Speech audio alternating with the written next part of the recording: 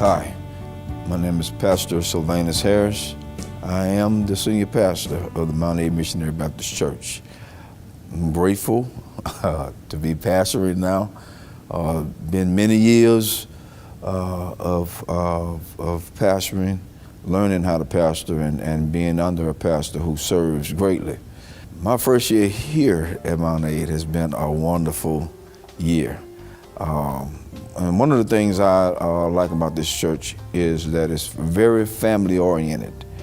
So there is no disconnection. There is a strong connection around this entire church. So as everyone have stated about their moms, dads, grandparents, ancestors have really been very instrumental in building the foundation of Mambc Missionary Baptist Church. I'll come to know the history of the church started back in 1876, One of the things I like about this church is that it has a foundation that is solid, something to build on, and something that we can make better for the future. This here is an historic area. This is something that most people dream about, but never actually get a chance to do. But in this season, in this time, God have allowed me an opportunity to pastor such a great group of people who have been instrumental to me and my family since we've been here.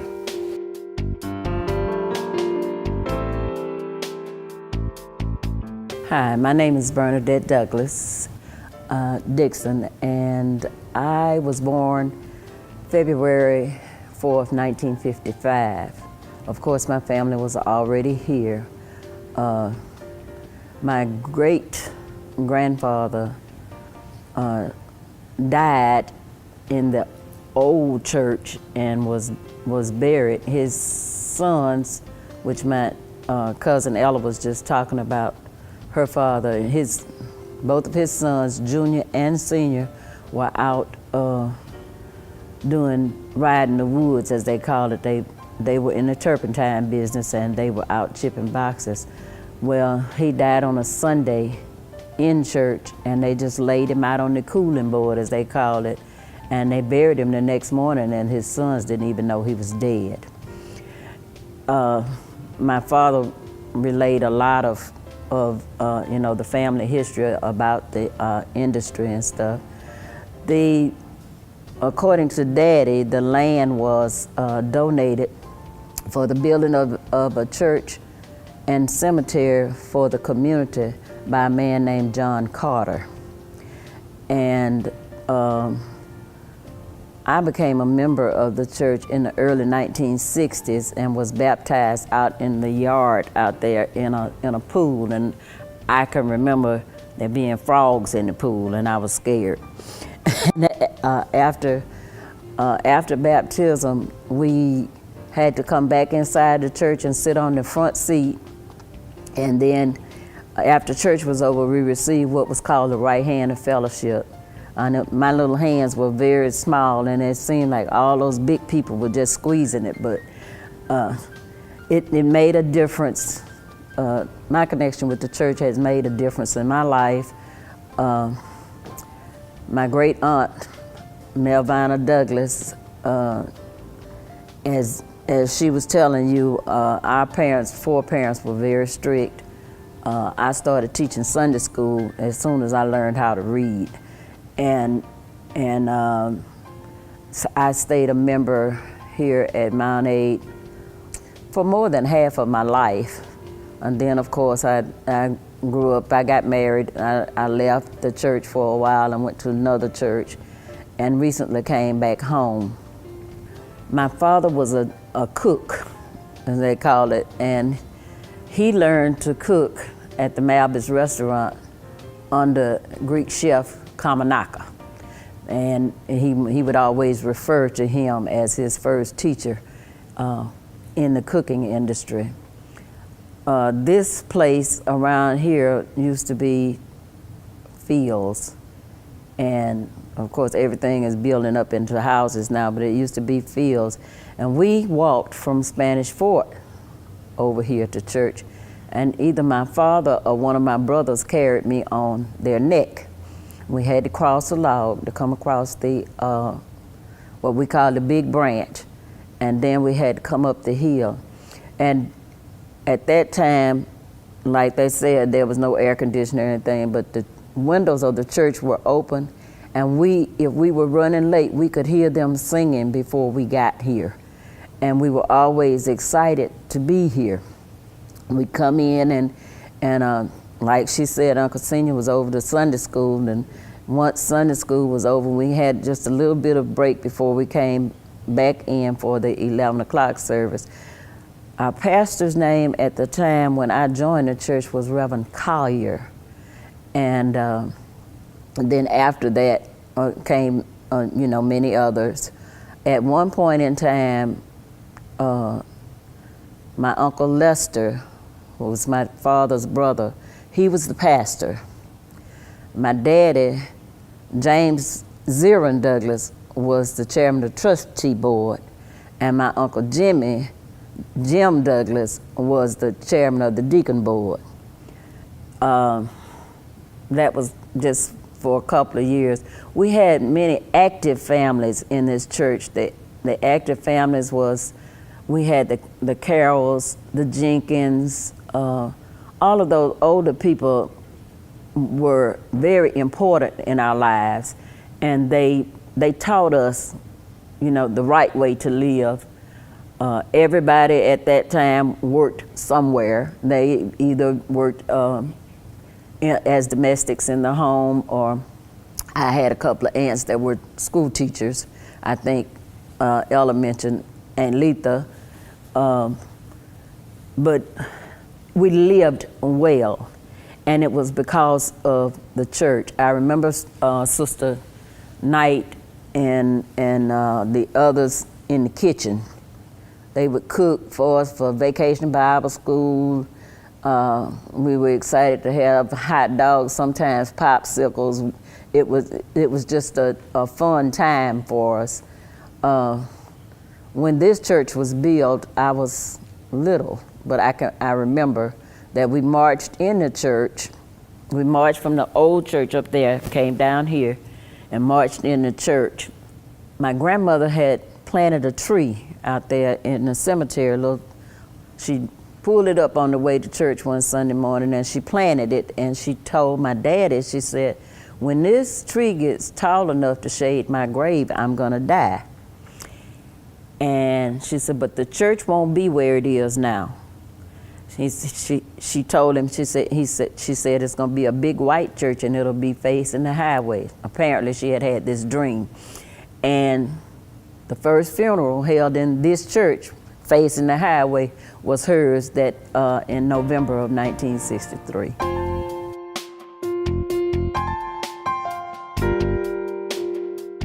Hello, my name is Ella Douglas Glenn, and I'm a member of Mambc Baptist Church, and I'm a choir member. And my mother and father has deceased. My father was the superintendent of the Sunday school. My mother was a choir director. And we lived not too far from the church, but we were in walking distance. We had to walk through the woods to church, over a branch, and up the hill. We had one building. This is where our school was from first grade through sixth. And after we left school, I don't remember all of the teachers' names. I think one of them was named Letha Douglas, a cousin of mine. And this church is actually mostly family. When it was a new church, it was mostly family, and the Jenkins were here also, but they lived in Loxley. And we had a good time. We played outside in the dirt. We didn't have fans, we didn't have air conditioners. And when it rained, we had to go inside. However, we had a good time. As children, we played together. ate together, and worked together. After that, after we finished school, after I finished school in Daphne, I left. And the church never stopped, because when I came back, after we retired from service, I came back, the church is still here. However, this is a new church. We went to the old church in my childhood.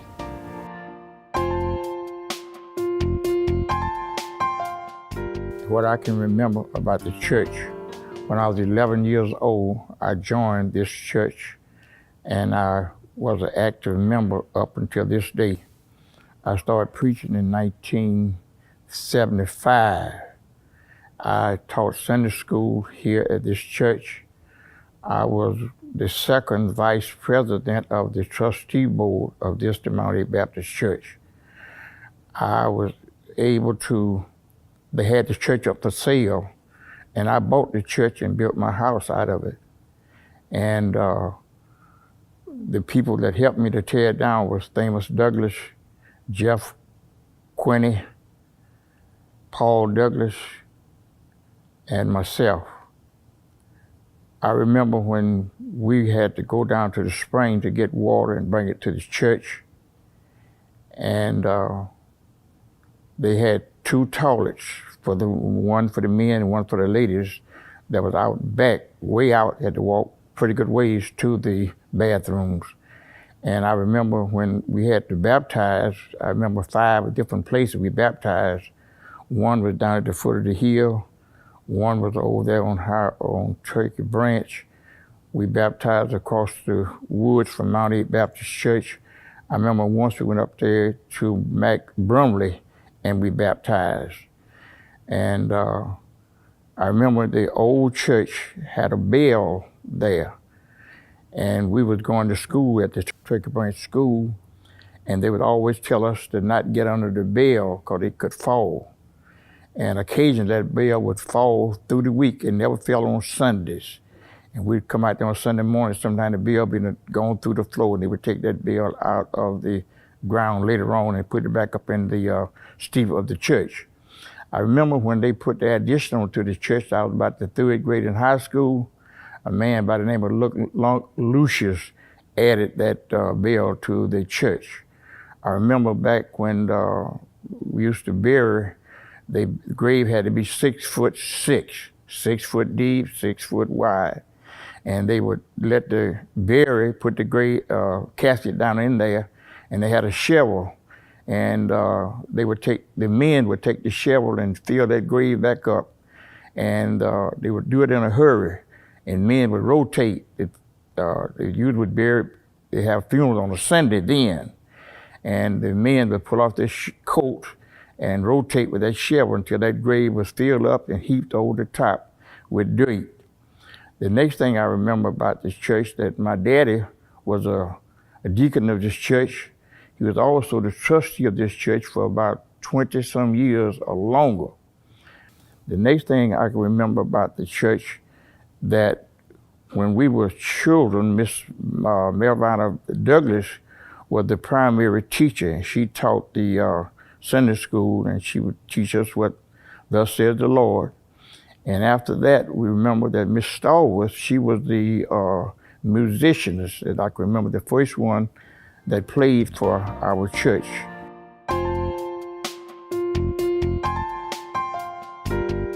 My name is Shirley Ann Carol Scott. And I was born and raised at my early years in Baldwin County. And my mother and my father were with us and whatnot, but then things happened, and they were separated a little bit. And so we ended up, my brother and I, one of my brothers, and we came back here and came to Baldwin County, stayed with my grandmother. And she had 13 grandchildren in the house. And we lived up on Highway 31, my brother and I walked from up on Highway 31 to the school that was over there. And even the interstate that you see the car ripping and running there was not there. But we would do that, walk through the woods. And then things turned, and my mother got sick, and she had to go to Marianna, Florida, I think it was, to go to a sanitarium. So I had to come back here again and stay with my grandmother. And I was there going to school until I graduated, and I was blessed to be able to go to college, Alabama State in Montgomery. And I finished the course there, and I came out, and I was, then I went to college, and I got a teacher's certification. And as I would go and do, I learned how to do so much in reference to the children, and I would try to help them all I could. And I was a member of this church, and eventually I would work with the choir. I'm secretary, and several other activities that were going on in the church. And after my mother passed, it kind of stunted me, because as I wanted to grow up and do so I could do for her, and she wasn't here.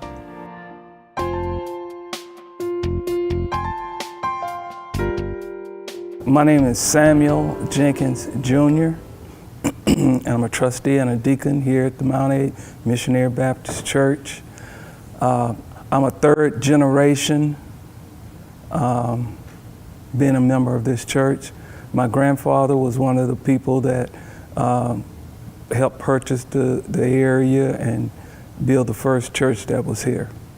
And my grandmother is I never knew my grandfather, but I knew my grandmother. Her name was A.T. Jenkins, Amelia T. Jenkins. She was very instrumental while I was growing up as a young fellow. The pastor that I can remember as far back as I can go is Reverend Collier, and he was the one that baptized me in that swimming pool. And just like Minister Douglas said, it was tadpoles and frogs in that pool where we got baptized in. I'm 65 years old. I was born January 5th, 1955, and I've been here all of my life. Went off to college to Alabama State University and returned. And I served on the usher board. I've been taught by Reverend Longmire. I've been taught in school by Sister Scott. So our church history really is something else. My grandmother would line us up, all of the young men in the church. She would line them up. She would sit on the second row in the church, and she would line the young men up. I'm talking about, I say young men, but I'm talking about 8, 9, 10 years old on that front row of the pew. And you have to sit there and listen at the preacher. And if you turned your head to look over at the other one or started to talk, my grandmother could thump you so hard upside your head it would bring tears to your eyes. And everybody knew that, so we'd sit there and just be attentive and listen at what the preacher, a lot of times we'd fall asleep. But at the end of the sermon, she would always ask each one of us, tell me something the preacher said. So you had to pay attention for a little while so you get a sentence or something to tell her, because she wasn't going to be pleased if you didn't have anything to tell her about what the preacher said. These people were strict disciplinarians. They wanted you to do what was right, and they didn't tell you anything wrong. They were leaders, and they wanted you to be leaders. And to this day, I know of none that have gone off to prison that came up in this church. I know of none.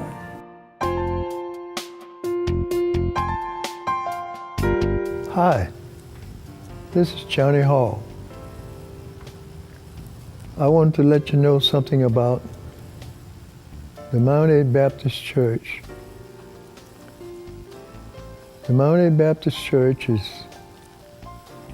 in a very surprising area, but a very good area.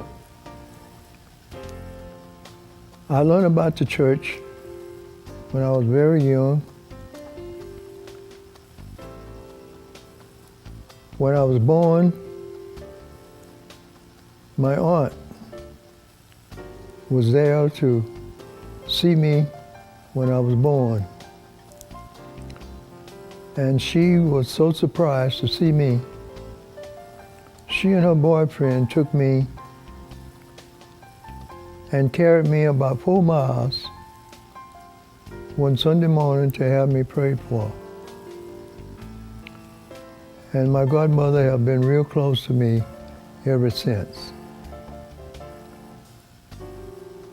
My mother kept me close. My daddy kept me close. I grew up, and one day I wanted to come to the Mambc Baptist Church. And I got up that morning, I felt so good, I wanted to go to church. But one thing I'd like to say at this time, the last pastor that was in this church before Reverend Harris came and took over, his name was Reverend Collins, Reverend George Collins. He lived in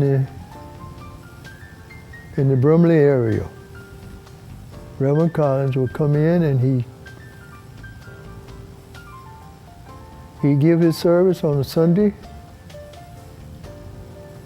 He'd be service to the community. He would visit the sick. We would take trips. He was a fine man. So much so until he saw to it that he wanted me to do some, I'll say, household chores for him sometime. So he came to the place where he wanted to call me every time something went wrong in his house. So much so that I became just like a servant to him. And I was always close to him all through the community. And wherever we went, wherever we go, whatever I had to do, but we became so close until he started inviting me to his house to do the repairs around his house. I did that for years and years. Whatever it was, or whatever he wanted me to do, because he knew I was very instrumental in that type of work, because I did it all my life. So I ended up doing various shows for Reverend Collins, and it ended up, we got to the place where we became to be associates with quite a few members of his church in his own community, which was his relatives. I got a chance to deal with his whole family. His wife, his mom, his children, and a lot of his friends. I'd go into the area whenever they wanted me, and I would do what I could to make things happy. And that's where we come from today. Reverend Collins was a great man. He did a great job in the church. We loved him. But now we have a new pastor, Reverend Harris, which is a fine man.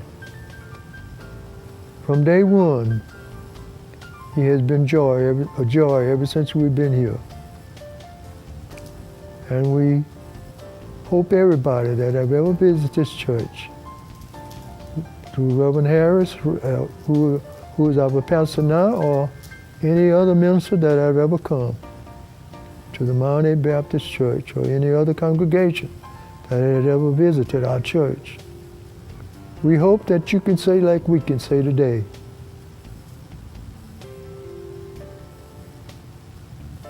Well done.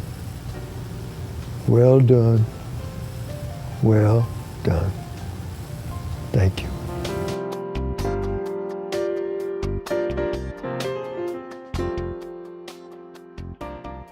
Hi, my name is Verdine Boyd Hollings. I was born March 28, 1945. I was raised out at Mount Aid. My parents were here, D.C. and Eileen Boyd. It was 8 of us. All the children were raised and born out here.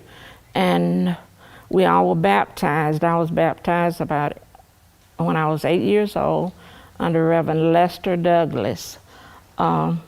They had a pool out back. I was baptized out there. My sisters, the older ones, was baptized in a creek down the street on CC. They called it the CC Road. And then several of them was baptized down the hill right there. It was a creek down there that they were baptized in.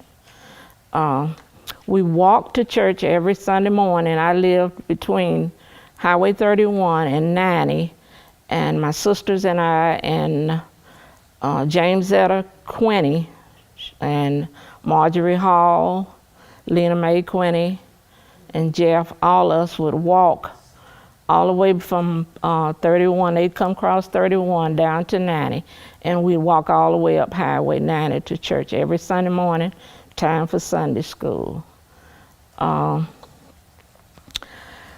It was also a Martha and Sis. They were the Douglases. We lived all in the same neighborhood, but we'd walk out here every Sunday morning. And a lot of times we'd be coming to church. We could hear Uncle Rita, that was James Zetter and Marjorie's daddy. We could hear Uncle Rita singing, "I'm going through" before we get here, and we'd be running, trying to hear Uncle Rita sing. It was awesome there. My grandfather also, he was out here. Frank Austin, also Uncle Rita and them, they rode horses. Every morning on Sunday morning, they'd have that wagon. And sometimes we'd get on the wagon with them and ride out here to church. But most of the time we walked. I can remember when it was right up there, the old church. That's where we'd be running, because it was like a little trail that came up that hill all the way through here, and we'd walk up to the older church.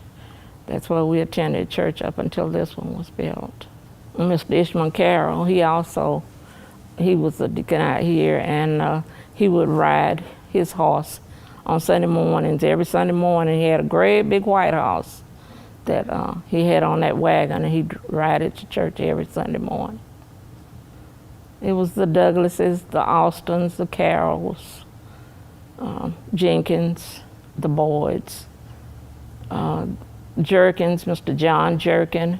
He had a daughter, LaRose Jerkin. She was a musician here at one time.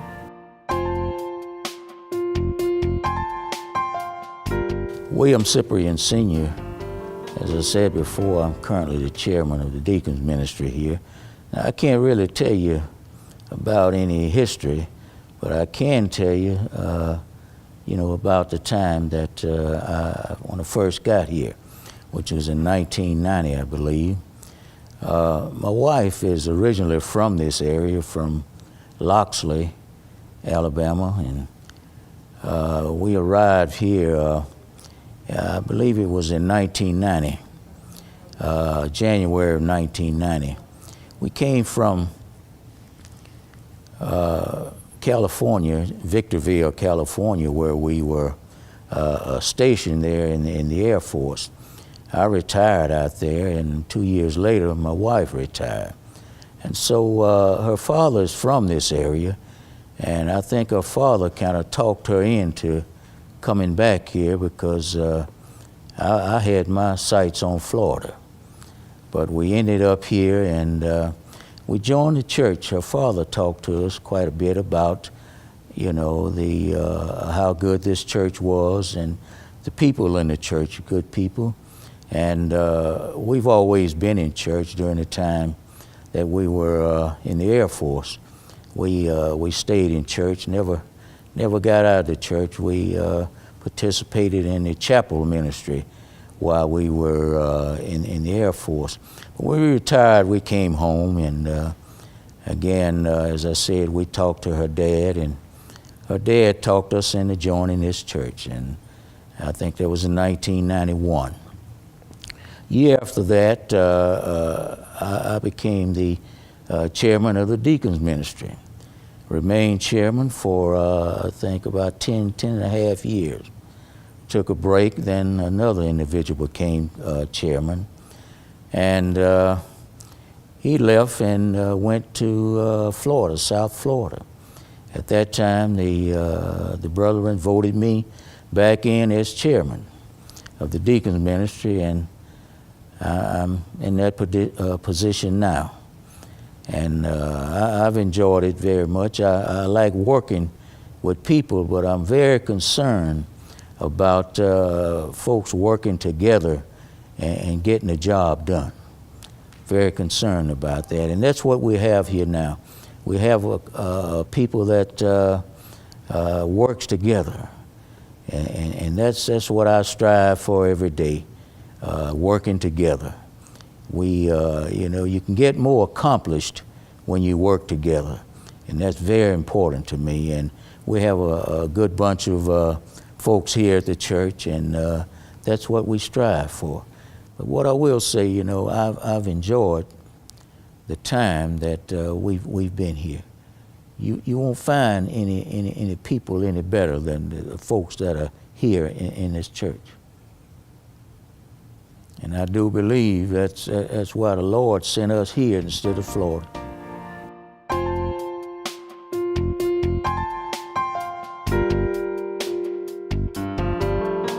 Senior Douglas was a father for 13 children, and I'm right in the middle of them. But we all were members of this church. And he was so strict when we were younger. He could look at you. If you were out of place, you jumped back in place. He was just that strict. And my mother used to tell him all the time, "You're too strict on those girls." He said, "They are mine. They're my girls. I want to raise them right." And he did, out of the 13. And when he got ready on Sunday morning, he would lead the way, and he made everybody get up and have breakfast around the table. But he prayed so long, the food got cold. But we still had to eat it before we left to come to Sunday school. And we stayed at church all day. Sunday school, 11 o'clock service, BTU service, and I don't know what else. But we had a lot of fun. He raised us right. Out of the 13, I don't know if any of us has ever been in jail. I was born July 12th, 1933, and I was raised here in Baldwin County. And the creek down here where we were baptized, some of us were baptized. And in the creek, we didn't have a pool to be baptized in. Snakes were there. We had to, when they put us in the water, we still looking for the snakes on each side. Because everybody, and we were raised in the country, but I'm still afraid of a snake. That's the only thing I think I'm afraid of. And if I see it first, he's a dead one. I don't play around with snakes. But anyway, we had a good time.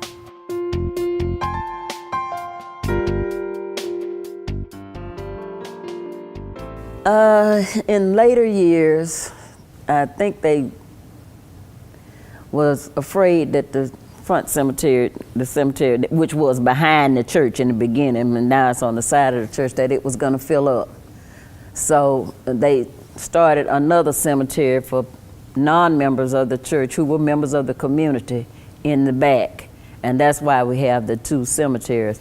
We are all part of the same families, but just some people that are not members of the church, then they are buried back there, which I think is the prettiest place because it's got the most trees, but that's the reason.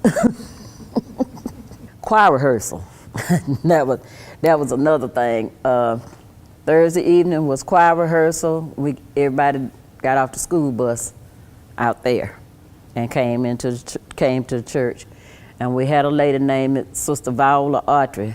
She had a big, long wood panel station wagon. And she piled all of us in that station wagon to take us home. She also, when we had to go somewhere to sing, she had the entire choir in her station wagon. And she took us to different churches, and we would get up and sing. We also went to WGOK over in Mobile on Saturday mornings and sang on the radio.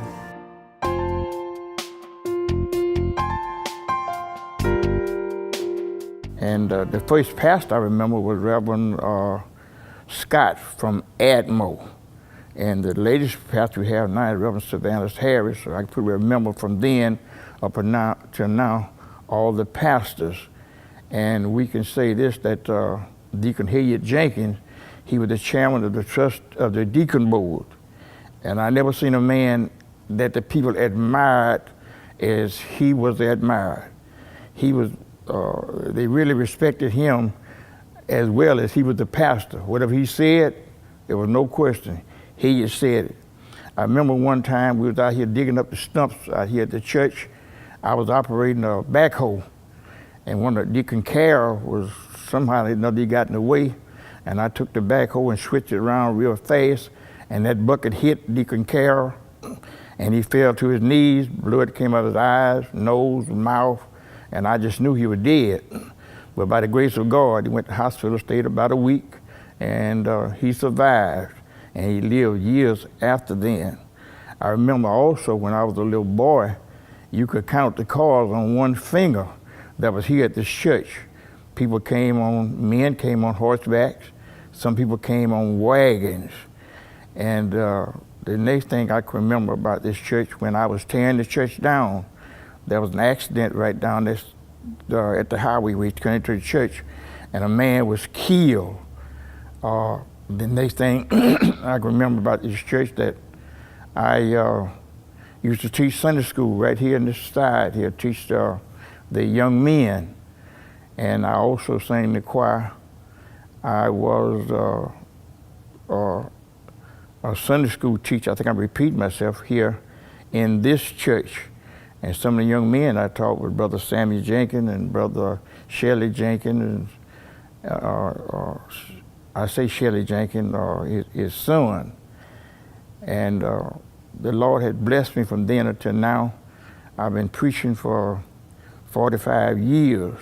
And I remember Sister Scott, she was the secretary, that made out the license and signed my name on the credentials. And now it has almost faded out down through the years. And I can say that my father was the one that picked this spot for this church to be built. Reverend J.C. Collier was the one from Pensacola, the one that built this church. And I think Brother Wheaton was the contractor that added on to this church. And I remember, I think 1944 was the first member of our family that was buried here. His name was Edward Longmire. And then later years, my mother passed, and then my father passed, and that's all we had buried in this church. So we've been blessed when it comes to the death of the immediate family of the Longmires. I think we got about the shortest list of the people been buried here. And I just give the Lord the glory and the praise for the many blessings that he has blessed me. As I said earlier, we always walked to church, but now the Lord had blessed us that we able to ride here. We got air conditioning, we got carpet on the floor, we got padded pews, and we have really been blessed from the time that I've been here up until this day. I never thought that I would see the church progress the way it has progressed down through the years, from walking till now we're able to ride, and we're able to just sit back and enjoy how the Lord had blessed us with the facilities that's in our church.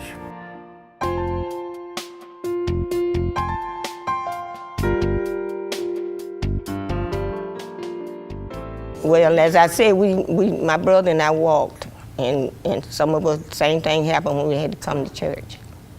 But there was a pool, when it wasn't really a pool, but it was a water, and that's where they were baptized. And I think it was down that way somewhere. And the church was facing this way at one time, and then it turned up and went the other way. So, but everything was still dedicated to doing what was right, and we enjoyed coming, and we had the young folk singing in the choir, and then as we grew up, we took part with the other churches' activities that were going on. So we are just thankful that we had the avenue to walk on where we could do those things for ourselves.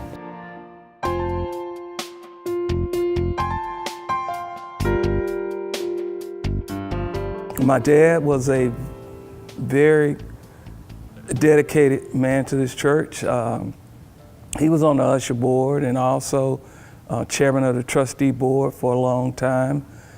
And I have that position now, just recently been in that position.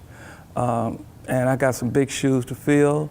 My dad was the first the only black county commissioner that we have had in this county of Baldwin County. And he's got a highway that's named after him that runs right in front of this church. He was very dedicated to his church, and my mother was also. She sang in the choir and everything. And all of my brothers grew up here. My mother had 5 boys. 2 of them are deceased and 3 are still living. All of the descendants all of my dad's brothers, siblings, and everybody have passed on.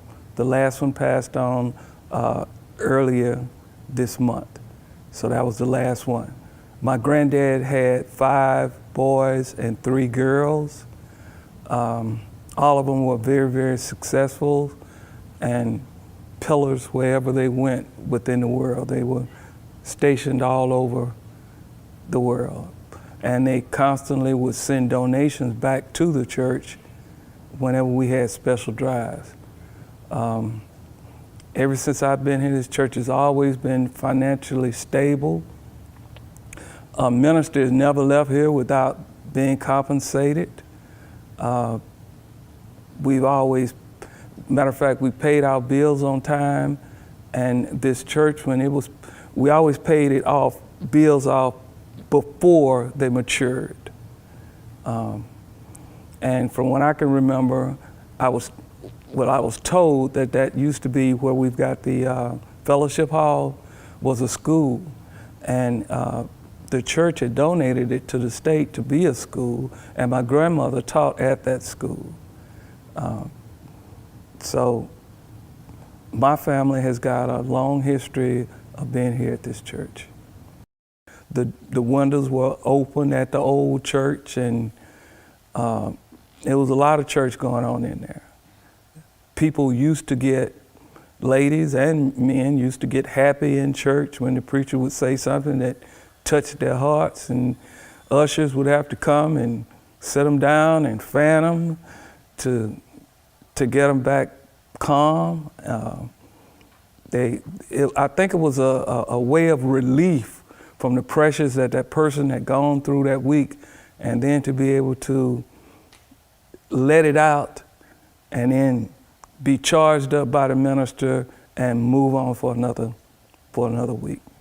It was oppressed, and but we kept moving on. Our ancestors did, my grandmothers, my dad, and we didn't even know that we were really being treated not equal because of the love and the care that they showed us. I mean, we thought we knew we were cared for.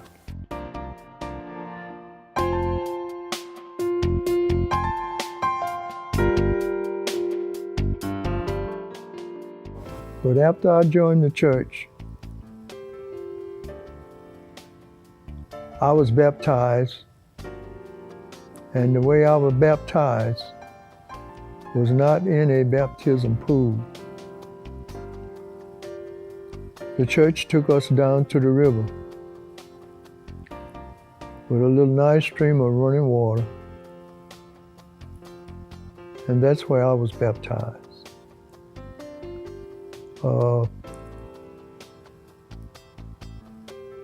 Our church eventually, we had a big storm, and I don't know what happened, but the big bale fell through the steeple and damaged the church. So after then, the people began to look for another area to put another church up. So they kept on till they started this church. And if I go back a little bit and to bring you up to date on how this church started, excuse me, we had a pastor and his wife out of Pensacola. His name was Reverend George Collins. He was a very smart man. He did a lot of preaching for our church. And I didn't know he was a bricklayer. I didn't know he was a block layer. But one day, they found a new area, which is the area in which we are in now, to build a new church. Reverend Collins was the block layer. He laid every block. Him and his friends laid every block in this church. They built it. They finished it. We moved in. And then we began to see a little bit further. Yes, he was talking about picnics, dinners, or whatever you want to name. We would have that sometime after church service. So this church that we're living in now has been very tremendously appreciated for this community in which we live now. This church has came a long ways. The time that I've been here, I've been able to see many ministers come and leave, and then we get another minister, until this day have come.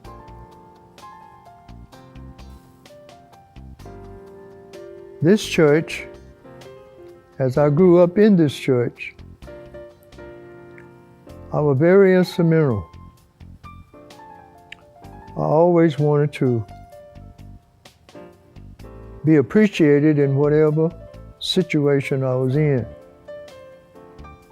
So this church, being the church that it was, and people elderly people of this area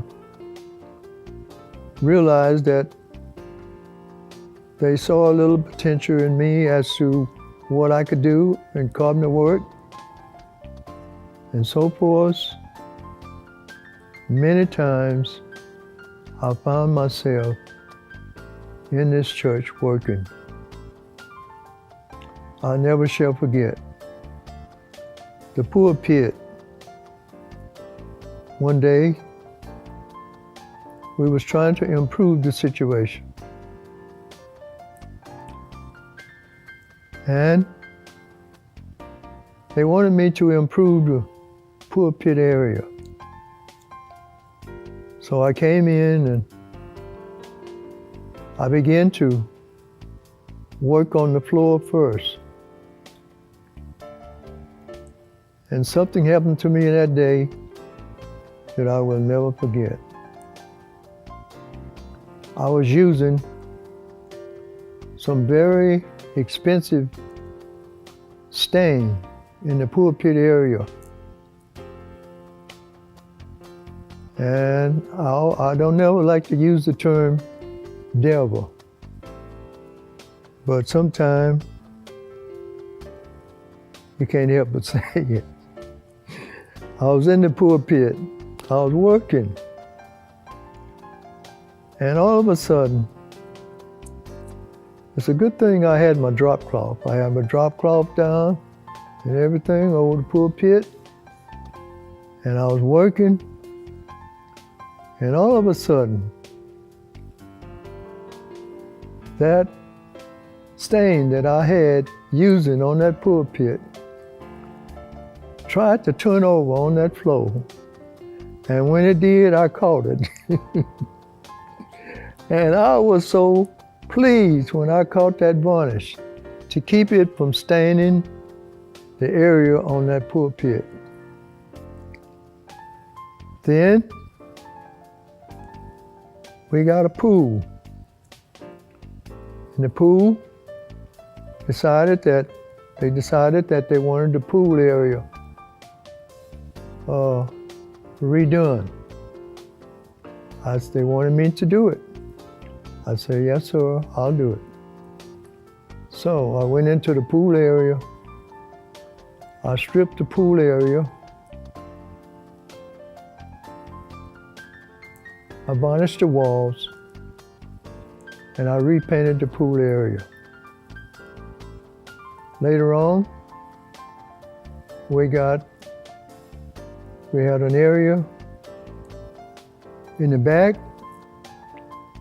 but we didn't have an upstairs. We always wanted an upstairs. We had a flat roof on the back.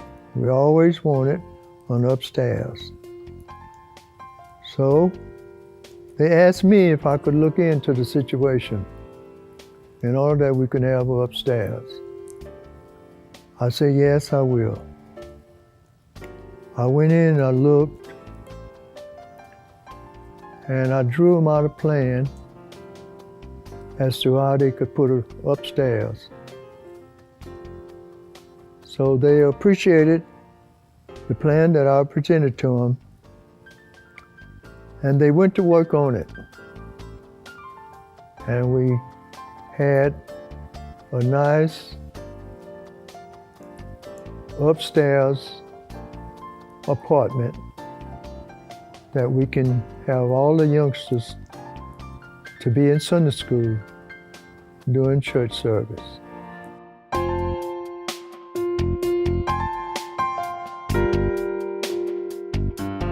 I want to say that we have 9.5 acres.